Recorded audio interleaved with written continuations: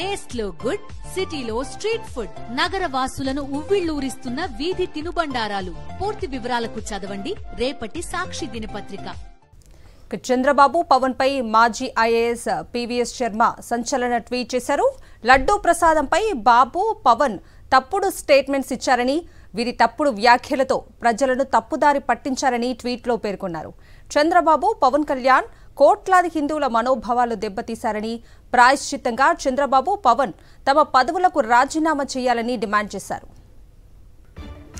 చంద్రబాబు పవన్ పై మాజీ IAS PVS Sharma సంచలన tweet చేశారు. లడ్డూ ప్రసాదంపై బాబు పవన్ తప్పుడు స్టేట్మెంట్స్ ఇచ్చారని, వీరి తప్పుడు వ్యాఖ్యలతో ప్రజలను తప్పుదారి పట్టించారని ట్వీట్లో పేర్కొన్నారు.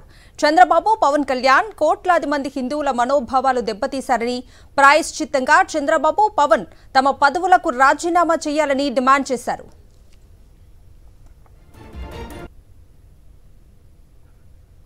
లడ్డూ వివాదంపై సుప్రీంకోర్టు చంద్రబాబు సర్కారుపై తీవ్ర స్థాయిలో ఆగ్రహం వ్యక్తం చేసింది.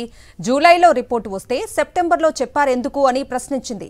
సిట్ ఏర్పాటు కంటే ముందే సీఎం హోదాలో చంద్రబాబు లడ్డూ కల్తీ అయిందంటూ ఎలా స్టేట్మెంట్ ఇస్తారని ప్రశ్నించింది.